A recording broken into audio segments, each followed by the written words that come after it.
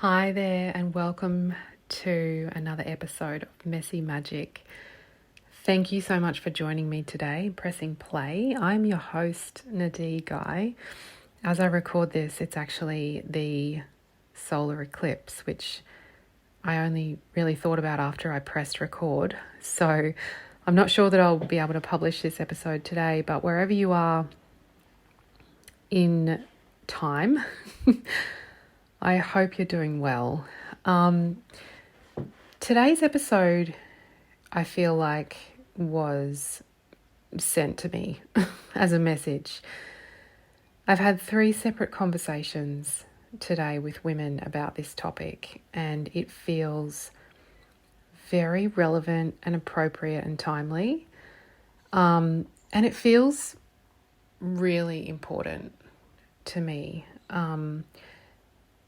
Both to myself, but also to other women in the world, other people in the world. I feel like there's a few people right now who need to hear this message. So here goes. If you've pressed play, then this message is for you. And the message is, can we please prioritize our own self-nourishment and our own self-care? And on its surface, this message feels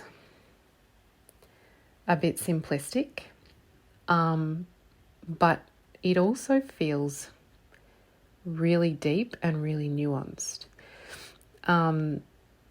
The conversations I've had today have all been in different contexts. I had one particular friend who is a mum and a business owner and is going through a lot at the moment, and recently took some time for herself on her own and felt so deeply nourished and so replenished just from having a few hours on her own that she decided this needs to be at least a monthly occasion, which felt like a big leap for her, but is actually not. And I guess that's a subjective thing to say, a judgment on my part, to say that it's not a big leap. But if you think about someone who has lots of demands on them, taking time out for themselves may seem like a really big ask.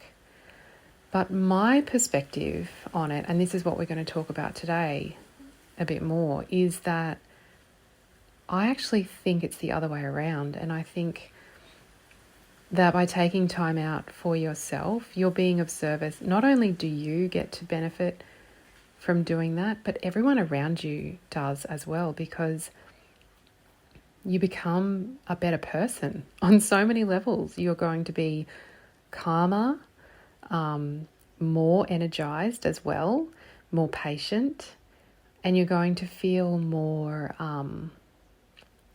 your cup is going to be full. To use a cliched metaphor, which I absolutely love, is that when you have a full cup, you can fill others from the overflow.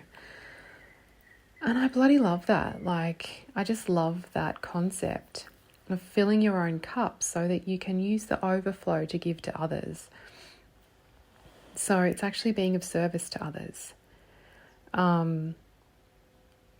I was talking with another friend as well about the concept of work and how taking time for ourselves, whether it be just time for a walk in nature, or maybe it's a weekend away, or whatever it is, it's time that's not, in air quotes, work, time that we're not being paid for, is often time that's not looked upon as productive. And again, I want to challenge that, because when we know that when we take time away for ourselves, or when we invest into ourselves, we become a more, like, we replenish ourselves. We become a more giving person, a more energetic person. And if we're talking about work, we become a more productive person who's able to create more potent work. And then I also had a different conversation in a coaching session with my client who feels she needs to give more time to her business, to her side businesses, not her main job, and to kind of slow down and give herself permission to focus on particular things in the business that haven't been getting focus, but would actually help her become a more effective business owner. And this felt a little bit tied to self-worth and self-confidence, and also like this other aspect of feeling like everyone else needs to be put first. The family needs to be put first. Maybe the employer needs to be put first. And these are all, by the way, these are all experiences. Even though I was talking with friends and a client about them, these are all things I can totally relate to, whether they're in my current experience or previous experience.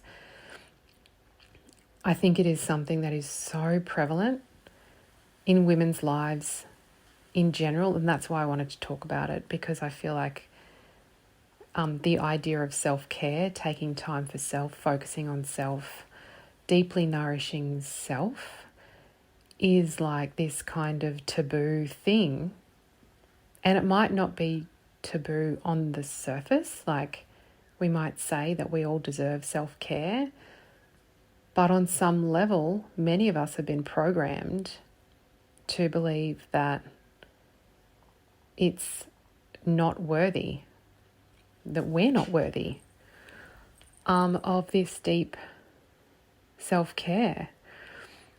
And I really want to challenge it and flip it and say, actually, not only do we deserve it and are we deeply deserving of it and worthy of it, but actually the world needs us to nourish ourselves, to care for ourselves like no one else can. Because when we do that, we come from a more fulfilled place, which actually makes the world a better place. I'm pretty sure I've talked about this on the podcast before. It feels like a topic that this isn't the first time I'm talking about it. But it is something that I'm really passionate about, because I believe that it really affects everyone. Like if I take care of myself, then my son, my husband, the people that I work with, the people in Coles that I talk to, like the supermarket, are going to benefit from that. So, like, who's really losing when I don't look after myself? Me, and also everyone else. So can we please recognize the value of looking after ourselves, not just for our own well-being, but for the well-being of everyone around us and the ripple effect that has on the planet. I do want to say a couple of things here as well about the society and the structures that we live within, and the fact that this is counter-cultural to most of us, to deeply and properly nourish ourselves. Because, like, one of the big reasons is we live in an economy that wants us to buy more shit. Like, it wants us to spend more money. So it's going to sell us stuff like candles and massages and bath oils and flowers and all these things that are kind of tagged as self-care, which are all amazing. Like, I'm a huge fan of all of those things I just listed, but they're not the deep self-nourishment, self-care that your body is really going to notice and thank you for. They can be the cherry on top, and they can be a gesture to yourself, but they're not going to deliver that deep, like soul level feeling of support and nourishment that you need. And the other thing about the economy and the structure that we live within, most of us, is that we're supposed to be working. We're supposed to be productive. And the way that we work and be productive is we're on the tools, we're on the job. Like, we're seen to be producing something. And this is something I want to talk a lot more about. Not in this episode, but I'm fascinated by this at the moment.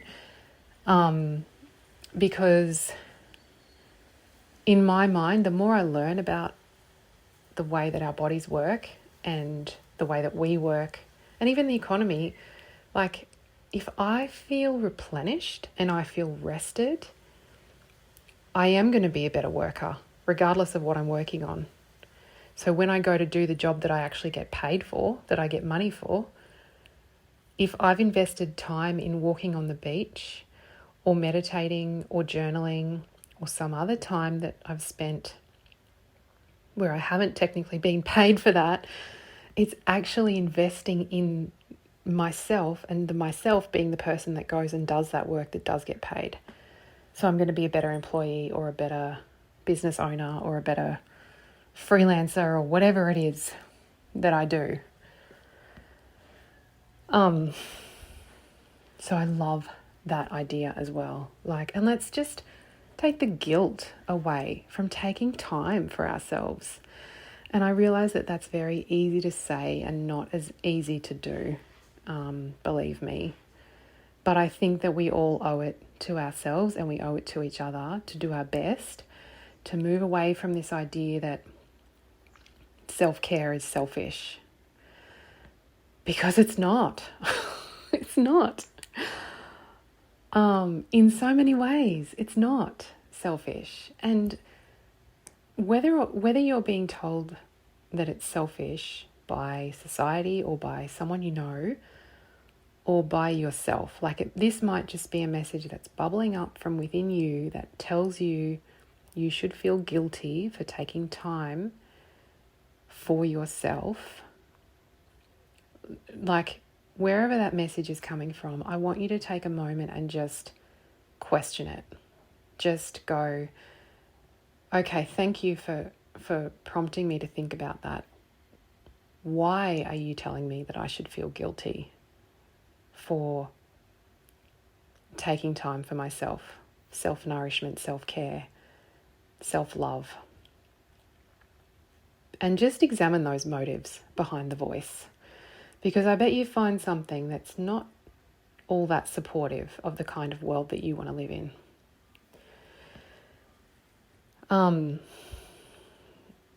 Now, the next part of this is I want to talk a little bit about how. How do we nourish ourselves? How do we take care of ourselves? And I think one really useful way of framing this is thinking about how you would care for someone that you loved. Like, think about your own self as someone who is separate to you. You would think about what they need. You would think about what they love to do, how they like to spend time. You would ask them how they want to feel, and then you would ask them what's going to make them feel that way. And those are all things that you can do for yourself. So really the first step is to find out what nourishes you. Actually, no, sorry. The first step is finding out how you want to feel. Is it calm? Is it peaceful? Is it relaxed? Or is it energized? Is it motivated? Is it loved? How do you want to feel? And just really, when you get to the end of this podcast, maybe turn it off and just sit in silence or stand or walk or whatever it is you're doing and think into that question, how do I want to feel? And then the next question is, what's going to help me feel that way? And just notice what bubbles up. Notice what arises in you as an answer. And I bet you it's going to be something, well, I don't know if I can bet you, but there's no doubt going to be something in there that's probably not going to cost you any money. Like maybe it's going for a walk in nature or sitting under a tree. Maybe it's, as my beautiful friend said, lying in her hammock in her backyard reading a book or watching the flying foxes take off. Maybe it is going for a massage. But can I give you a tip if you go for a massage? Is go with intention. Set yourself an intention before you have your massage about how you want to feel and how you can support your mind during the massage to really get deep nourishment from it. What else? Maybe it's journaling or meditating.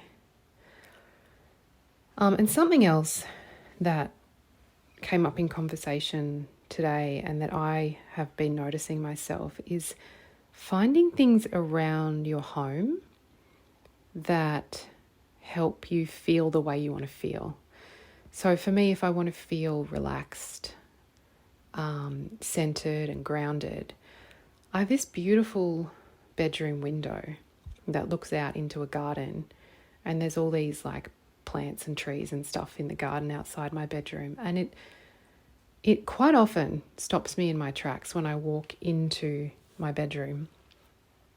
And I think that that's the key, because as in like stopping and noticing, because I think a lot of the time we walk past these things that actually fill us up, or maybe fill us up just a little bit. But if we actually stopped and allowed it to enter our system, to land in our body and to have an experience of what that thing brings to you, then it actually holds so much more value. And that's something that I've developed a lot in my life, and I highly recommend as well, is just that simple practice of noticing something that feels, I keep using this word nourishing, I wish I could find a different word, that feels pleasurable to your senses, and noticing it. For me, I stop a lot when I see sunlight glancing off of leaves outside my window, or tree branches waving in the wind. Those kinds of things often stop me and just give me a few seconds of stillness and pleasure. And if you can inject some of those moments into your day, it has such a profound effect, or at least it does for me, and I'm sure it does for many humans, because we are all animals, and these things, using our senses in this way, soothes our nervous system, and it can be so amazing. And so these are all things that I would suggest that you could use for self-care. So, I mean, it's going to be personal to you, and everyone's different. These might inspire you to think of different things. Maybe it's writing a beautiful note with a gorgeous pen and paper that you've got at home. I don't know. I just recommend that you sit and think about those two questions. How do I want to feel? And what's going to help me feel that way? And just see what comes up, and see how soon in your life you can implement these beautiful acts of self-love, because I guarantee you will feel better, and the people around you, whether or not they notice, they will benefit. And the ripple effect will just continue from there. And I think that's what's so beautiful. I want to talk a lot more about these kinds of concepts as they relate to business. I've been thinking heaps about what it would mean if we lived in a feminine economy.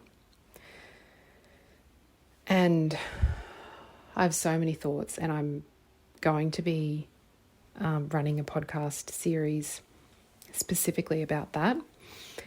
I'm looking at bringing in experts to interview so that I can learn, and so that you can learn along with me about what it would be like to live in a system that respects human nature, human biology, but also Mother Earth and the seasons, and different ways of working. Collaboration instead of competition,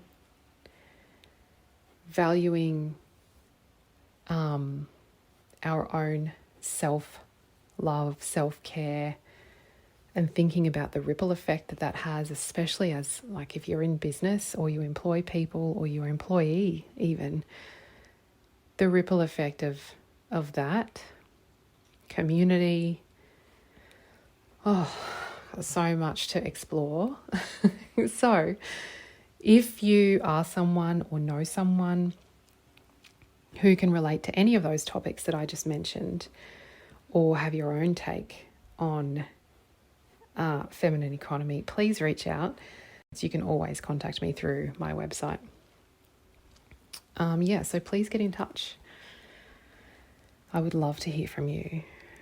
If you're interested in topics like this, if you want to hear from me in your email inbox, I send a semi-regular newsletter. I try to send it weekly, but it doesn't always happen that way. But that's my goal.